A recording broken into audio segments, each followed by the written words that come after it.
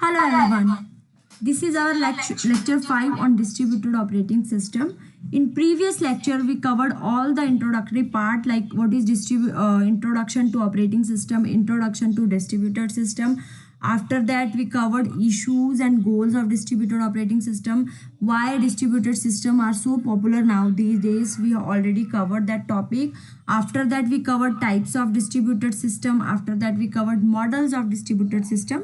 So in today's lecture we are going to cover introduction to communication, type of communication, after that inter-process communication. After that we'll cover more models of inter-process communication, and at last we'll study characteristics of inter-process communication. So previous 4 videos are related to unit 1 for DOS distributed operating system, and today we'll start with unit 2, which is communication. Okay, so let's get started. So first topic is introduction to communication. So what is communication? If I'm asking as a layman what is communication, right? So communication क्या होता है? जब मैं किसी person से बात कर रही हूँ, मैंने उसको कुछ क्वेश्चन किया and he answered me, that is called as communication. किसी बात पे हम लोग किसी टॉपिक पे हम लोग बात कर रहे हैं, that is called as communication, right? इन सिस्टम में अगर डिस्ट्रीब्यूटेड सिस्टम की हम लोग बात करें, कम्युनिकेशन कैसे होगा? When client send a request to server and server respond back, that is called as communication, right? एक सिस्टम से अगर हम लोग मल्टीपल सिस्टम पे कम्युनिकेट कर रहे हैं तो that is called age group communication. Simply जैसे एक आदमी अगर बहुत सारे लोगों से बात कर रहा है, that is called group communication. Same implies here like अगर क्लाइंट जो है मल्टीपल क्लाइंट्स एक ही सर्वर के साथ कम्युनिकेट कर रहे हैं, या एक क्लाइंट जो है वो मल्टीपल क्लाइंट के साथ कम्युनिकेट कर रहा है, that is called age group communication, right? So here the group communication, communication in distributed system is always based on low level message passing as offered by the underlying network. Expressing communication through message passing is harder than using primitive based on shared memory as available for non distributed platform. Okay, so इसके बाद हम लोग पढ़ेंगे types of communication. There are main 4 types of communication. First one is synchronous communication. Second is asynchronous communication. Third one is transient communication, and last one is persistent communication, right?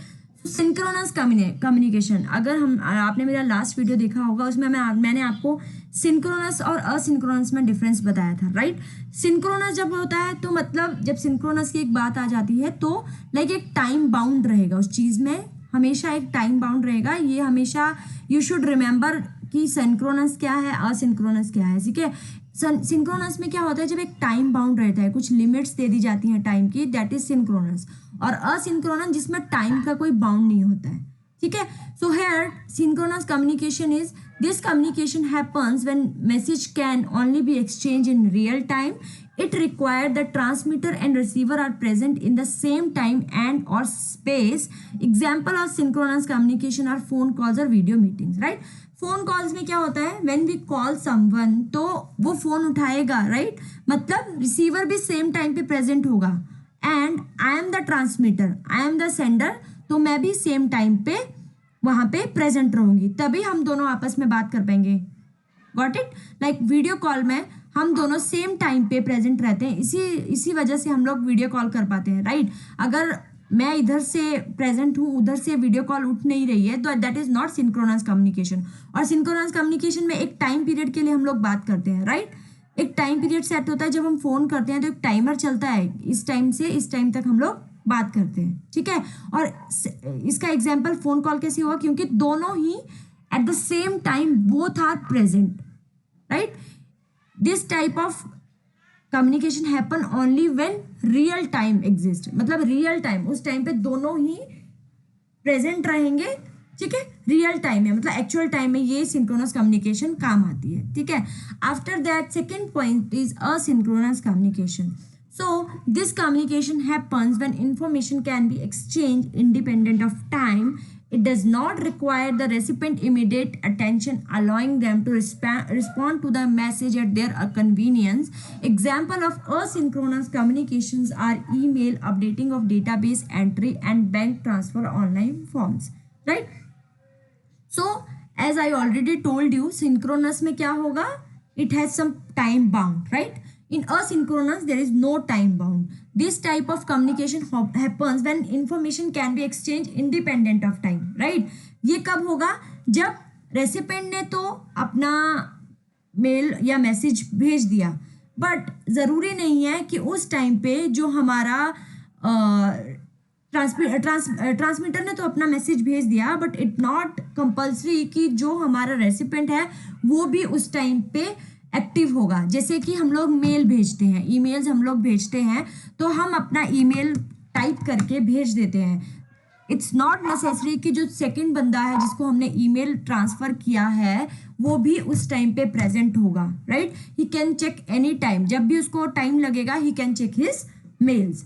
After that updating of database entry भी इसका एक example आप बोल सकते हैं। Updating of database entry क्या हुआ? जब हमें लगा कि उसका अपडेट करने की ज़रूरत है तभी हम उसको अपडेट करते हैं, right? And the bank transfer, हमने यहाँ से मनी ट्रांसफ़र किया, ज़रूरी नहीं है कि ट्रांसफ़र तो हो गया, बट ज़रूरी नहीं है कि जिसको हमने ट्रांसफ़र किया है उसने चेक भी कर लिया कि उसको मनी ट्रांसफ़र हुआ है कि नहीं हुआ है, right? Same for online form. किसी भी कंपनी का किसी भी जॉब के लिए हम जब ऑनलाइन फॉर्म फिल करते हैं तो वो फिल हो जाता है, बट ऐसा कंपल्शन नहीं है कि जो रेसिपेंट है उसने उसको सेम टाइम पे चेक कर लिया हो। इसका कोई कंपल्शन नहीं रहेगा, okay? After that the third point is transient communication. So, in transient communication, messages are buffered only for small periods of time as long as sending, receiving application are executing. If the message cannot be delivered or the next host is down, it is discarded. Example, journal TCP/IP communication, right? So, इस type के communication में क्या होता है, message जो होते हैं for shorter period time के लिए एक जगह पे बफर्ड हो जाते हैं, एक बफर में चले जाते हैं, स्टोर हो जाते हैं। अगर हमारा जो रेसिपिएंट है, जो होस्ट है, वो डाउन है तो हमारा मैसेज जो है उसको डिलीवर नहीं होगा, वो मैसेज जो है वो डिस्कार्ड हो जाएगा। ये मैसेज उसको तभी डिलीवर होगा जब वो एक्टिव होगा, अदरवाइज जो मैसेज है वो डिलीट हो जाएगा, ओके? इसका एग्जाम्पल क्या हुआ? TCP/IP communication. TCP/IP कम्युनिकेशन में भी क्या होता है, आप जब एक पैकेट भेजते हो तो वो पैकेट अगर हमारा होस्ट एक्टिव नहीं है तो दैट पैकेट गेट लॉस्ट, वो पैकेट जाता नहीं है, वो डिस्कार्ड हो जाता है, और जो नया पैकेट फिर से हम लोग सेंड करते हैं जब हमारा होस्ट जो होगा वो अप होगा, okay? After that, last point is persistent communication. In persistent communication, messages are stored at each intermediate hop along the way until the node is ready to take the delivery of the message. समझा? इसका opposite है, transient का opposite है persistent. persistent में क्या होगा? The packet will wait, जब तक उसको जो उसका होस्ट है वो अप नहीं आ जाएगा, द पैकेट की डिलीवरी जो है वो वेट करेगी until उस टाइम तक वहाँ पे वो पैकेट जो है बफर्ड रहेगा जब तक हमारा जो होस्ट है वो अप नहीं आ जाएगा, okay? Like it is also called as store and forward based delivery paradigm, okay? Paradigm क्या, ये क्या हुआ, जब स्टोर करेगा उसको थोड़े टाइम के लिए और जैसे ही होस्ट जो हो वो एक्टिव आएगा वो उसको फॉरवर्ड कर देगा, okay?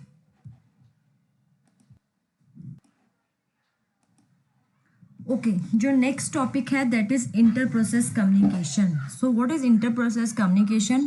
Inter process communication is a process of exchanging the data between two or more separate independent processes and threads, right?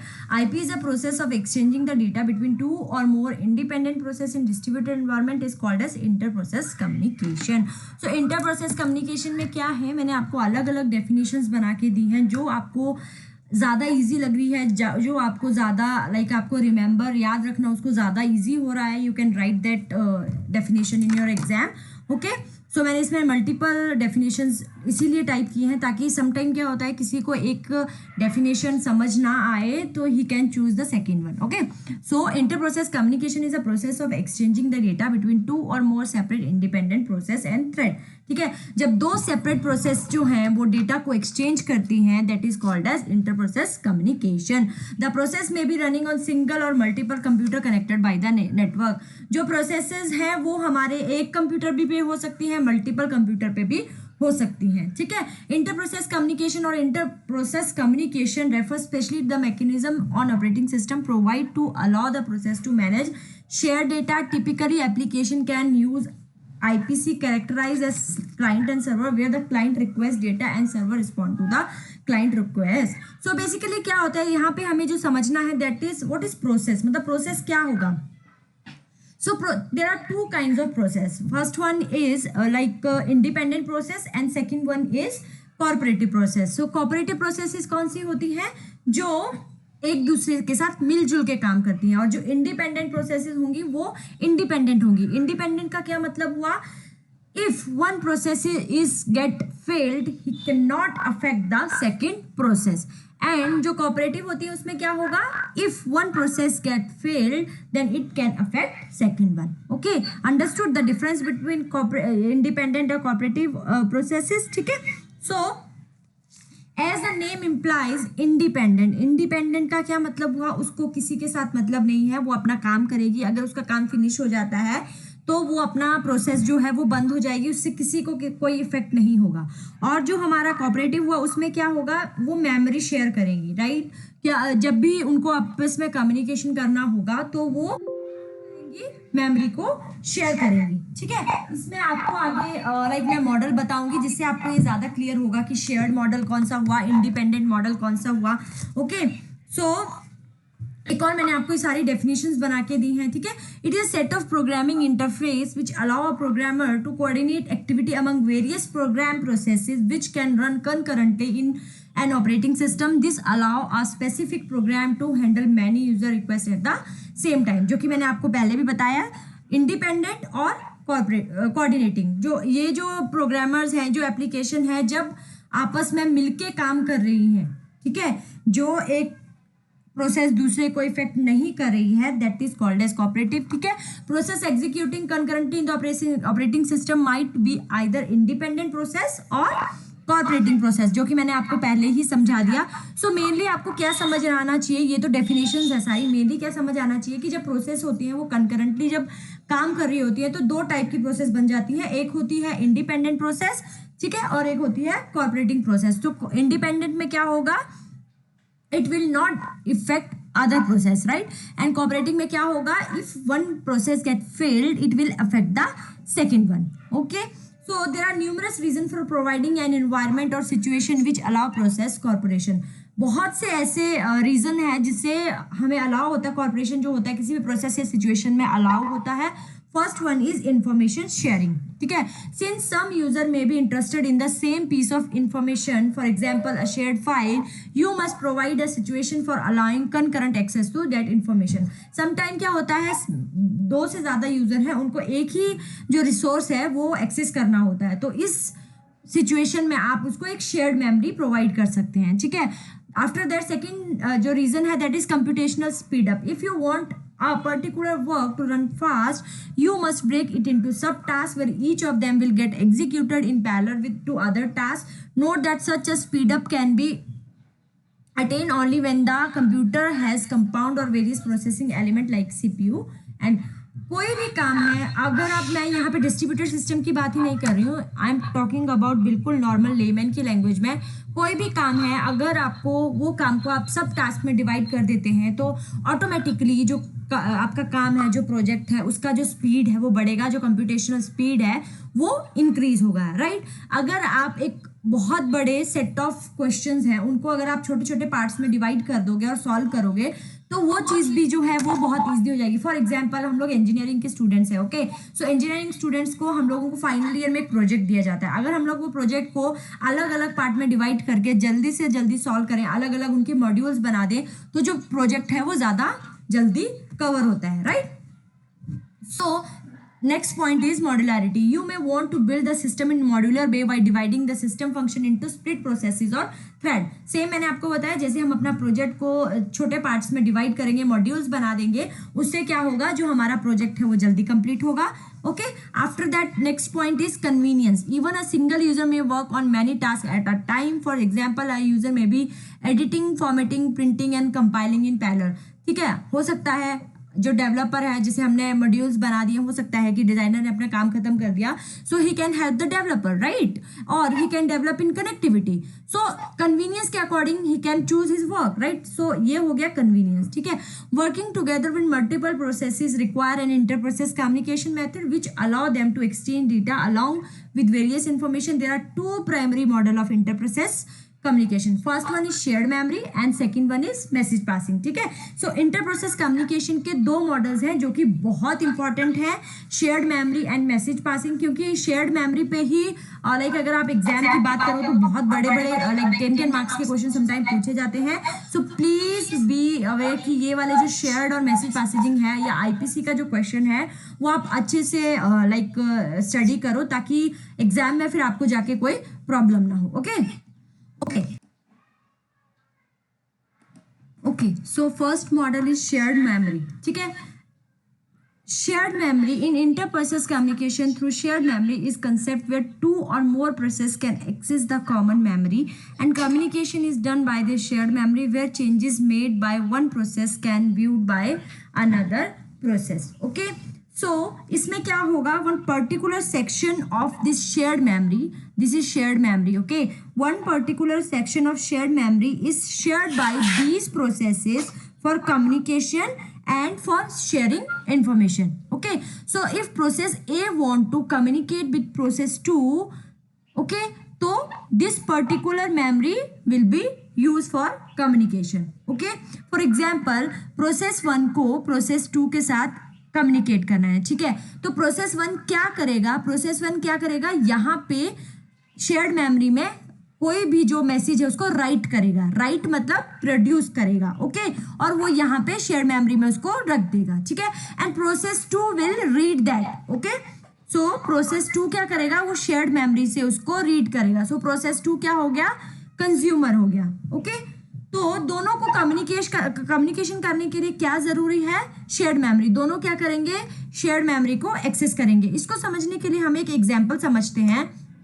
सो इस एग्जाम्पल को हम समझते हैं, that is producer consumer problem, जो कि मैंने आपको पहले भी बताया। प्रोसेस 1 को आप as a producer like consider कीजिए and consider process 2 as a consumer. So process 1 will write and process 2 will read. Okay, so there are two processes, producer and consumer. Okay, the producer produce some item and the consumer consume the data, ठीक है। Producer क्या है, कुछ items को produce करेगा, जैसे कि हमने पीछे डायग्राम में देखा, producer process 1 will write the data in shared memory and consumer like process 2 will read the data from shared memory. Okay, the two processes share a common space or memory location known as buffer, जो कि मैंने ये बताया आपको, this is the shared memory, इसको उस problem में उन्होंने एज अ बफर लिया हुआ है। Okay, where the item is produced by the producer is stored and from the consumer consume the item if needed. Okay, so there are two version of this problem. इस ये जो problem अभी बन रही है इसके two वर्जन बनते हैं। The first one is known as unbounded buffer problem in which the producer can keep on producing item and there is no limit on size of the buffer. Okay, the second one is known as bounded buffer in this problem in which the producer can produce up to the certain number of item before it starts waiting for consumer to consume it. तो यहाँ पे दो problems जो हैं create होती हैं। The first one is unbounded buffer, जहाँ पे प्रोड्यूसर जो है वो कीप ऑन प्रोड्यूसिंग आइटम्स, वो आइटम्स प्रोड्यूस करता जा रहा है और मेमोरी में रखता जा रहा है, राइट। एंड जो सेकेंड प्रॉब्लम होगी उसमें क्या होगी, प्रोड्यूसर तब तक लाइक आइटम प्रोड्यूस करेगा जब तक कंज्यूमर उसको कंज्यूम कर रहा है। अगर आइटम्स ज्यादा हो रही हैं तो वो वेट करेगा कि कंज्यूमर कब तक उसको कंज्यूम कर ले, ठीक है। So we will discuss the bounded buffer, जो हमें यहाँ पे मेन काम डिस्कस करना है, that is bounded buffer problem, ठीक है।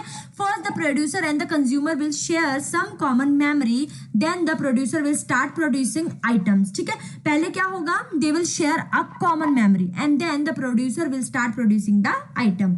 Okay, if the total produce item is equal to the size of the buffer, अगर जो हमने टोटल आइटम जो प्रोड्यूसर ने प्रोड्यूस की हैं वो बफर के साइज के इक्वल हो जाती हैं, then the producer will wait to get consume by the consumer. Okay, so producer जो है वो वेट करेगा कि जब तक कंज्यूमर जो उन आइटम्स को रीड नहीं कर लेता, आई मीन कंज्यूम नहीं कर लेता, तब तक he will wait. Okay, similarly the consumer will first check for the availability of the item, ठीक है।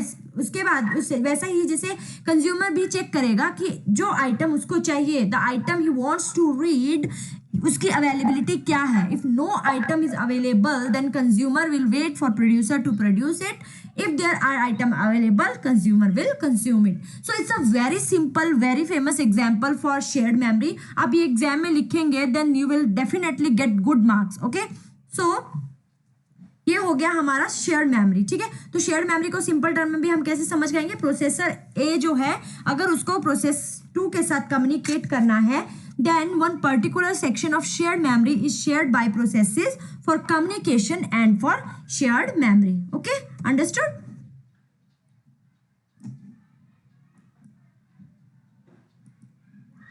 Okay, the second model is message passing, ठीक है। In this model, data is shared by sending and receiving messages between cooperating processes using system calls. Message passing is particularly useful in distributed environment where the communication process may be reside on different network connected system.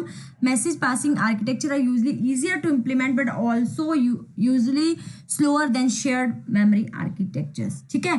तो हम diagram के through पहले इसको समझने का try करते हैं। So here is process 1, process 2 and here is kernel, और ये एक मैसेज क्यू, यहाँ पे आपको एक मेमोरी दी गई क्योंकि कर्नल के अगर मैसेजेस हैं वो कहीं तो स्टोर हो रहे होंगे, right. So this is the message queue, और ये कर्नल के जो पहले क्या होगा, प्रोसेस 1 को अगर प्रोसेस 2 से कम्युनिकेट करना है, if process 1 want to communicate with process 2, then process will send the message to kernel. Okay, so firstly he will send the message to kernel and kernel will revert back to process 2.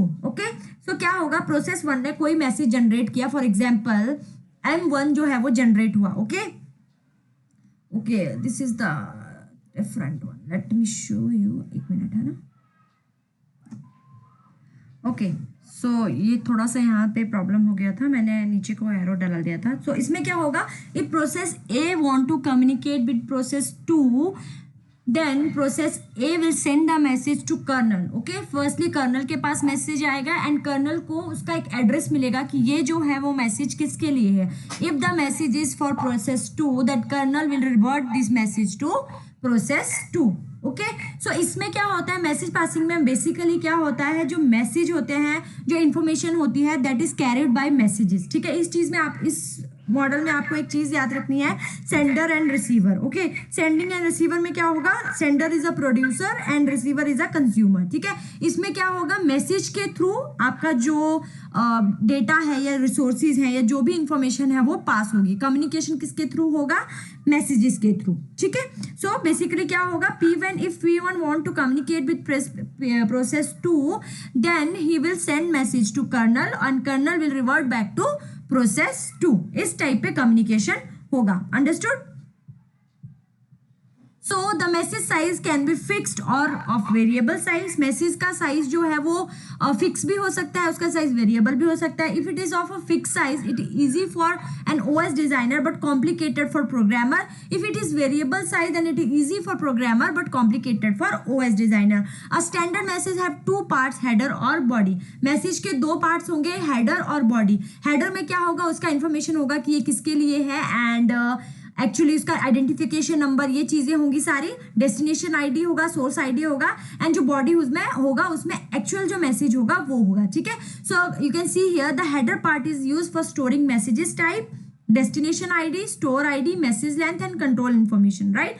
The control information contain information like what to do if run out of buffer space, sequence number, priority। अगर आपका message जो है वो नहीं जा रहा है, सब जो इन्फॉर्मेशन होगी वो कंट्रोल के अंदर होगी और जो हमारे मैसेजेस होंगे वो हमेशा फीफो स्टाइल में होंगे, फर्स्ट इन फर्स्ट आउट। मतलब कि जो मैसेज सबसे पहले आया है वो ही सबसे पहले आउट होगा, ठीक है। उसको नहीं पता कि कौन सा मैसेज पहले जाना चाहिए था, बस उसके पास जो उसको मैसेज पहले मिला that will out first. Okay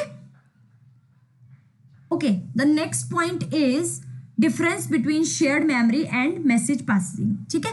so shared memory और मैसेज पासिंग में जो मेन डिफरेंस है वो पहले मैंने आपको बताया that shared memory, in shared memory one particular section of shared memory is shared by processes for communicating or for sharing the information, okay, and in message passing information is carried by a message and message has its field, like it has a destination id, it's had two header and a body part. In header it had its description like what is its id, what is its control, what is its priority, everything is considered as a header, and in body the actual message is contained, okay. So a region of memory is shared by communicating process into which the information is written and read. जैसे मैंने आपको पहले बताया, process 1 will write it into shared memory and P2 process 2 will read it from shared memory, okay. After that, in this message exchange is done among the process by using object, ठीक है। Useful for sending large block of data, इसमें क्या होगा, large block of data को send कर सकते हैं, जितना लंबा मैसेज होगा वो सेंड कर सकते हैं। And message passing is use for sending small data, okay. System call is use only to create shared memory, okay. System call is during every read and write operation, okay. Message is sent faster as there is no system call, इसमें कोई system call नहीं होगी, उसको call नहीं करना पड़ेगा, then ये जो होगा शेयर मेमोरी में फास्ट होगा, okay. So message is communicated slowly, message is communicated slowly का क्या मतलब है, हो सकता है समटाइम रिसीवर उसको रिसीव ना कर पाए तो मैसेज जो होगा वो वेटिंग स्टेट में चला या मैसेज लॉस्ट हो जाए, तो जो कम्युनिकेशन होती है वो स्लो हो जाती है, ठीक है। Shared memory is faster once it setup because no system call are required and access occurred at normal memory speeds. Shared memory is generally preferable when large amount of information must be shared quickly on the same computer. And in message passing requires system calls for every message transfer and is therefore slower but is simpler to set up the work well across multiple computer. Message passing is generally preferable when the amount and or frequent data transfer is small. मतलब basically आप बोल सकते हैं कि जब आपका data बहुत कम है then you should use message passing, and if you have large amount of data, large block of data, you should use shared memory, okay. Understood? Okay, after that the point is characteristic of inter-process communication. So first one is synchronous system. In the synchronous system calls, both sender and receiver use blocking system call to transmit the data, which means the sender will wait until the acknowledgement is received from the receiver and receiver wait until the message is arrived, okay. So synchronous, जैसे कि हम लोगों ने chapter के starting में भी study किया था, सिंक्रोनस मतलब एक टाइम बाउंड आता है, असिंक्रोनस मतलब कोई टाइम लिमिट नहीं होती है, ठीक है। असिंक्रोनस सिस्टम में क्या होता है, in the asynchronous system calls both sender and receiver use non blocking system calls to transmit the data. Synchronous में हमने क्या किया था, फोन, ठीक है, जो फोन होते हैं, वीडियो कॉल्स होती हैं, वो सिंक्रोनस सिस्टम में आती है हमारी. असिंक्रोनस सिस्टम में क्या होता है, both sender and receiver use non blocking system to transmit the data, जैसे कि हम लोग मेल्स वगैरह सेंड करते हैं, ठीक है. After that third point is message destination. A local part of message destination with a computer specified as an integer. A port has exactly one receiver but many senders. Processes may use multiple port for which is to receive messages. Any process that know the number of port can send the message to it. Okay, जिसको उसका port number पता होगा जहाँ पे उसको message send करना है, अगर उसको डेस्टिनेशन का आइडिया है तो मैसेज जल्दी पहुंच जाएगा, राइट, ठीक है.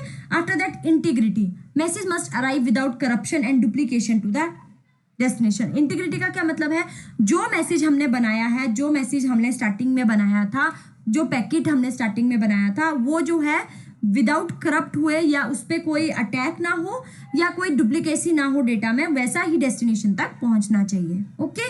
After that next point is ordering. It is the process of delivering message to receiver in a particular order. Some application require message to be delivered in the sender order, the order in which they are transmitted by the sender. ठीक है, एक order में ही, जैसे कि हमने पहले भी बताया आपको, मैसेजिंग में क्या होता है, फीफो स्टाइल में होता है, जो पहले आया वही जाएगा. एक ऑर्डर फॉलो होगा, जो पहले आएगा वो ही पहले आउट होगा, ठीक है. Reliability, it is defined as a validity and integrity, ठीक है. वैलिडिटी क्या हो जाएगी, point to point message service are defined as reliable if message are guaranteed to be deliver without being lost is called as a validity. मतलब यहाँ से message गया, वहां से मैसेज गया, तो मैसेज जो है वो उसका एक वैलिडिटी होना चाहिए, ठीक है, मतलब गारंटी है कि मैसेज जो है वो लॉस्ट नहीं होगा। Okay, understood? So these are the characteristics of inter process communication. Okay okay, so that's it for today. आज का जो लेक्चर था वो यहीं तक था। इंटर प्रोसेस कम्युनिकेशन बहुत ही इंपॉर्टेंट टॉपिक है, you should definitely study this thoroughly, क्योंकि अगर आप ये टॉपिक एक बार कवर कर लेते हो इसमें बहुत सारे क्वेश्चंस जो होते हैं वो कवर हो जाते हैं। Like if they ask you about shared memory, you can right easily. If they ask you what is message passing, then you can write easily characteristics of inter-process communication. And if inter-process communication whole question came for 15 marks, then you can write everything from this topic. Okay, so that's it for today. If you have any question, you can ask me in comment box. Till then, bye, take care. Okay.